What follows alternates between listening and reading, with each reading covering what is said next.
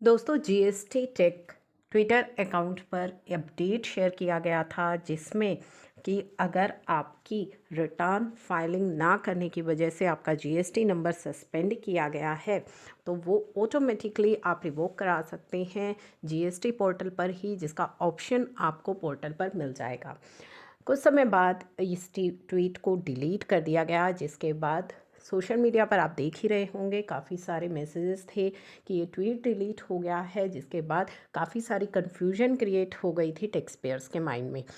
अब दोबारा से इस ट्वीट को किया गया है विद चेंजेस, यानी कि ये ट्वीट में अब कुछ चेंज हुआ है। क्या चेंज हुआ है, चलिए वो हम जानते हैं।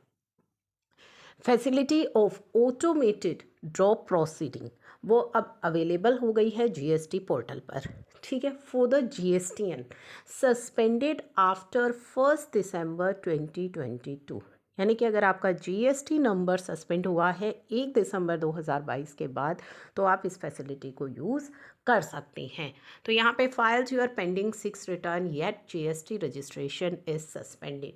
अगर आपने अपनी रिटर्न्स फाइल कर दी हैं 6 मंथ्स की 6 रिटर्न्स, जिनकी वजह से आपका जीएसटी नंबर सस्पेंड हो गया था और वो फाइल होने के बाद भी सस्पेंडेड है, तो आपको क्या करना है।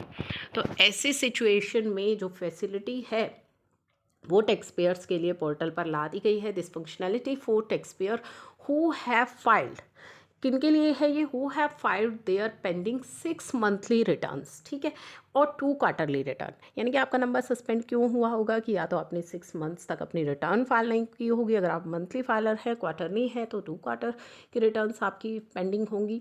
तो अगर आपने अपनी ये 6 मंथली रिटर्न्स फाइल कर दी हैं, अगर आप मंथली फाइलर है, या 2 क्वार्टरली रिटर्न फाइल कर दी है, अगर आप क्वार्टरली फाइलर्स हैं, तो आप इस फैसिलिटी को यूज़ कर लीजिए। तो ये सभी चेंजेस के साथ ये अपडेट दोबारा आया है। Such tax payer who have filed their all pending return the system will automatically drop the proceeding and revoke suspension. तो यहाँ पे तो ये कह रहे हैं कि अगर आपने फाइलिंग कर दी तो ऑटोमेटिकली आपका जो प्रोसीडिंग है वो ड्रॉप हो जाएगी और आपका जो सस्पेंशन है वो रिवोक हो जाएगा।